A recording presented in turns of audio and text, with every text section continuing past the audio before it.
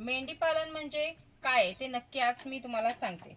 आता मेंढी पालनात आपण वेगवेगळ्या प्रकारचे म्हणजे असं वेगवेगळ्या पद्धतीने मेंढी पालन करतोय। आता काही जण काय करतात की लहान पिल्लं आणतात, त्यांना मोठी करून मग ती विकतात। काही जण आपल्याकडे स्वतःच लहान पिल्लं तयार करतात आणि मग ती विकली जातात, असं असतं। काही काही जण फक्त मेल आणतात, जसं जातीवंत बोलला तर माडग्याल वगैरे अशी जातीवंत आणतात। मग आणि महागातली डॉर्पर वगैरे असे भरपूर आणून त्याचं आपल्याकडे जातीवंत पिल्लं करतात आणि त्याला म्हणजे आपल्याकडच्या ज्या मेंढ्यांना तिकडचा जातीवंत आणून तो क्रॉस करायचा आणि मग त्यातली ब्रीड तयार करून मग ती विकली जाते। असं वेगवेगळं असतं। काही जण मेल आणतात आणि त्या मेलला म्हणजे चांगलं असं दिसण्यासारखं वगैरे एक आता शोभिवंत करून त्यांना तसं विकलं जातं। म्हणजे इकडून तिकडून काही आणलं तरी ते शेवटीला विकतातच। आता ही जी नारी सुवर्ण मेंढी आहेत, त्या नारी सुवर्ण आता आता सध्या मार्केटला ही मेंढ्या कमी आहेत, म्हणून अजून आपल्याकडे म्हणजे माहीतच नाहीये की नारी सुवर्ण वगैरे कुठली ब्रीड वगैरे आहे, कशी काय, हे सर्व अजून काही माहीत नाहीये। त्यामुळे अजून ह्यांचं भाव वगैरे जसं तसं आहे। पण कसं असतं माहितीये का, हे सर्व आपण जास्त असलेल ना तिथं भाव, आपले शेतकरी बघा जेव्हा भाजीपाला पिकवतात ना तेव्हाच होतात, जिथं जास्त असतो तिथे पैसे कमी असतात, कारण की त्याला व्हॅल्यू कमी असते। म्हणूनच आता हे जे नारी सुवर्ण आहेत त्यांना एवढ्या आता डिमांड आहे, कारण की ती आपल्याकडे माहीत नाहीये।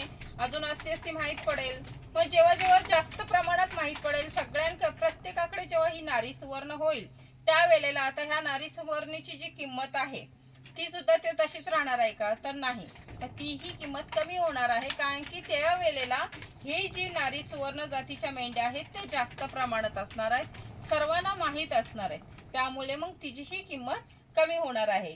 आता माडग्याल वगैरे जी आहे ती पण दिसायला सुंदर आहेत, आपण हौसन वगैरे सांभाळतोय, सर्व व्यवस्थित तिच्यावर खर्च, पण शेवटीचं काय, आपण जेव्हा शेवट हे ना आपण कुठल्याही जातीचा असू दे, कितीही महाग घ्या तुम्ही, लाखाच्या घेतला तरी शेवटीला किती दिवस तुम्ही त्यांना खायला फक्त घालू शकता, तुम्ही फक्त त्यांना सांभाळू शकता का? उद्या तुम्ही म्हणजे तुम्हाला त्यातनं पैसे येणार आहेत का तुमचे पैसे त्याच्यातनं वाढणार आहेत का आपोआप? तर तसं होणार आहे का, तर नाही होणार आहे। शेवटीला काय आहे, हा एक व्यवसाय आहे। जो हा व्यवसाय आहे तो आपण लहान पिल्लं बनवून विकतोय, कुठून नाही कुठून तरी फक्त आपण पैसा घेतोय। आता काही जण मेल आणले तरी त्याला शोभिवंत केलं तरी त्याचा डबल पैसा येण्यासाठीच त्याला शोभिवंत करतो ना, म्हणून शेवटीला त्याला काय विकलं जातोय आणि विकून तो कुठे जाणार आहे शेवटीला, त्याचा लाचचा ठाव ठिकाण कुठे आहे, कटिंग मार्केट हा सर्वात लाचचा त्याचा शेवट आहे।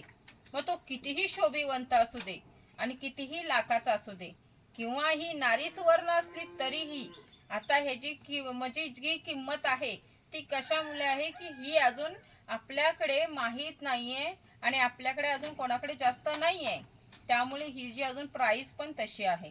पण जर ही जे भविष्यात पुढं जेव्हा लोकांना माहीत पडेल, हिचा जेव्हा सर्वीकडे प्रचार होईल, सर्वांना माहीत पडेल, सर्वांकडे जेव्हा ही नारी सुवर्ण असणार तेव्हा जी आता हिची किंमत आहे ती पण कमी पैशावर येणार, 7-8 हजाराकडे पण ही जाऊ शकते पुढे भविष्यात। मग तेव्हा हिची मार्केट ढासळलेली असणार आहे का, कारण की हिचं वाढलेलं असणार आहे सर्व, ही नारी सुवर्णांना सगळं माहीत पडलेलं असणार, म्हणजे नारी सुवर्ण जातीच्या मेंढ्यांचं सर्वांना माहीत असणार आहे, म्हणून तिची ही किंमत ढासळणार आहे। म्हणून कितीही काही असलं तरी शेवटी ही कटिंग मार्केटला जाणार आहे, मग किती लाखाच्या असू देत तुमच्या मेंढ्या किंवा कमी पैशाच्या असू देत, शेवटी काय त्याचं कटिंग आहे। म्हणूनच ह्या व्यवसायात आपण जेव्हा पण ह्या व्यवसायात पडतो त्या वेळेला आपल्याला मात्र ह्याला विकलं तरी ठीक आहे, नाहीतर कसं आहे माहितीये का, स्वतः कटिंग केलं तर सगळ्यात जास्त फायदा आहे।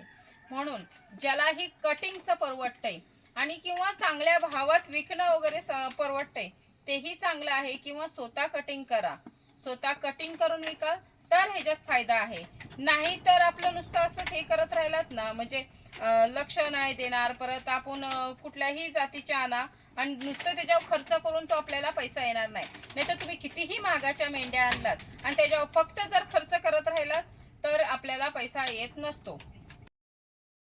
आता हे सांगायचं कारण म्हणजे कसं आहे की आता जे आपल्याकडे मेंढपाल आहेत ते मेंढपाल पण बघा, सुरुवातीला जेव्हा ते मेंढी पालन करत होते त्यावेळेला ते स्वतः कटिंग करत नव्हते, तर ती दुसऱ्याला वगैरे कटिंग करा. पण आता जे मेंढपाल आहेत, आता मी बहुतेक मेंढपाल बघते, ते मेंढपाल स्वतः कटिंग करतात. ते पण आपल्याकडं जे आपण विकत घेऊ, मेंढा घेऊ, जे काय घेऊ ते स्वतः आणून देणार आणि स्वतः कटिंग करून देणार. आणि कटिंग म्हणजे काय, ती पण फुकट देत नाहीत, तर त्या कटिंगचेही ते चार्ज लावतात, त्याचे हे पैसे असतात. मग ते कटिंग करते वेळी ते पैसे घेतात. पण आपण जेव्हा सांभाळतो, आता मग कसंही सांभाळा तुम्ही, लहान पिल्लं आणून मोठी करून विका किंवा तुमच्याकडे लहान पिल्लं तयार करून विका, असं काही जरी स्वतःकडे असला तरी कितीही. सांगण्याचं एक उदाहरण म्हणजे फक्त तुम्ही कुठल्याही जातीचं सांभाळा, मग ती आता माडग्याल लाखात येते, पण जेव्हा ती लाखातली माडग्याल आहे, ती माडग्याल तुम्ही स्वतः आयुष्यभर सांभाळू शकता का? तिला अशीच घायला घालू शकता का?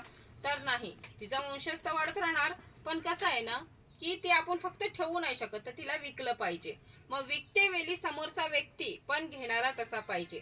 आता माडग्यालची किंमत जास्त आहे, त्यामुळे तिला समोर विकत घेणारा सुद्धाही तसा समोरचा विचारांचा पाहिजे.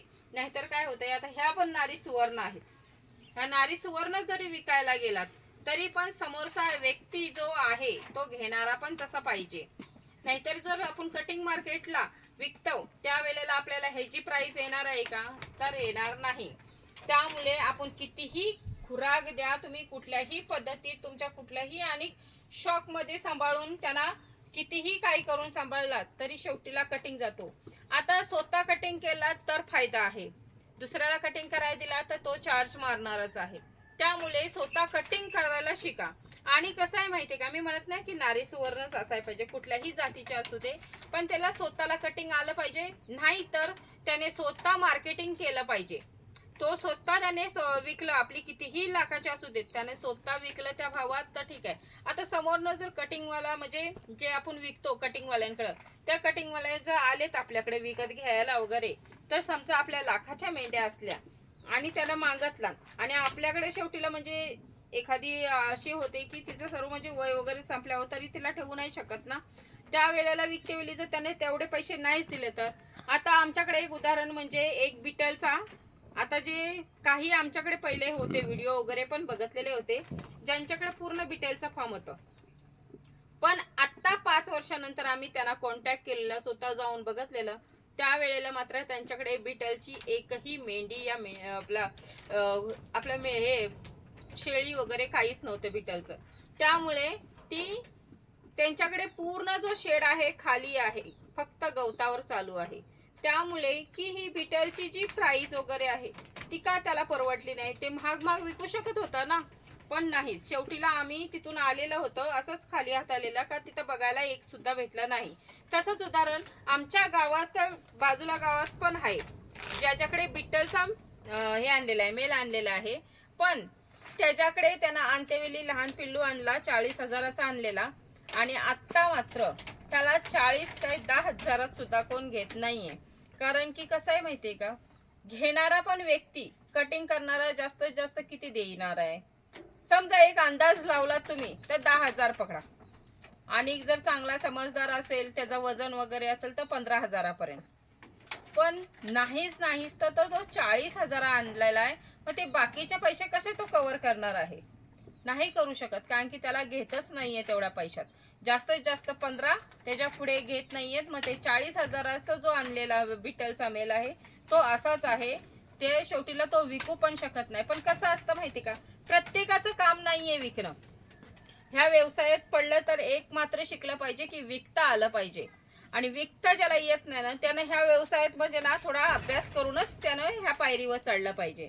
नाही तर आता आम्ही स्वतः कटिंग करतोय म्हणून आम्हाला परवडतं आहे, कारण की आता सुरुवातीला आम्हाला नव्हतं जमत, पण आम्ही शिकलेला. कारण की ह्याच्यात जर आपण कटिंग करायला नाही शिकलेला तर एकाला कटिंगला पैसे द्या हे तेव्हा आपल्याला परवडत नाही. त्यामुळे आम्ही स्वतः कटिंग करायला शिकलेला आहे. मग प्रत्येकाला कटिंग जमतंय का? तर नाही जमत आहे. मग त्याने कटिंग नाही जमलं तर काय, तर तुम्हाला विकता आलं पाहिजे. त्याचा पूर्ण म्हणजे ज्या भावात आणलेला आहे त्याचा 1-2 हजार रुपये आपल्याला निघालेच पाहिजे, 3-4 हजार म्हणा. पण समोरचा व्यक्ती जेव्हा आपण विकतो आणि समोरचा जो घेणारा असतो तो पण आपला फायदा बघतो.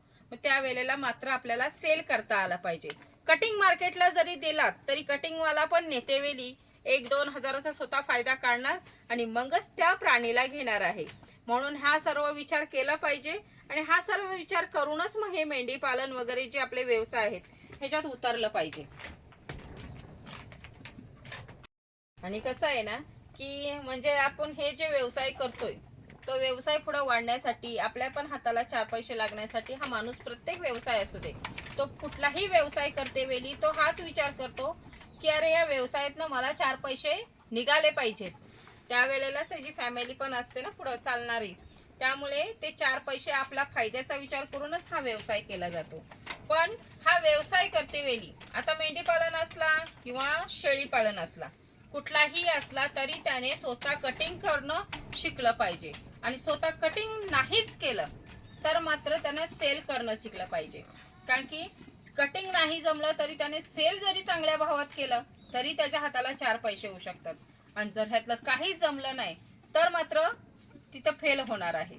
आता कसं आहे की विकलं नाही तुम्ही कुठलाही व्यवसाय घ्या जर तिथं विकणं नाही शिकलात ना तर मात्र हा व्यवसाय डुबतो. त्यामुळे आपण हा विकणं शिकलं पाहिजे आणि विकणं हे सगळ्यात महत्वाचं आहे. नाहीतर तुम्ही लाखाचे आणलात तरी पण तुम्हाला तिथं 12,000 रुपयानं मात्र ठरलेलंच आहे. त्यामुळे लाखाचा व्यवसाय करते वेळी पण तिथं अभ्यास पाहिजे की आपल्याला लाख आहेत ना ते लाखच आलं पाहिजे. हा एक अभ्यास आहे तो मेंढी पालनात केला पाहिजे आणि मगच हे मेंढी पालन असू दे शेळी पालन असेल जे काही व्यवसाय असेल ते व्यवसाय करायला तुम्ही पुढे अगदी समर्थ आहात.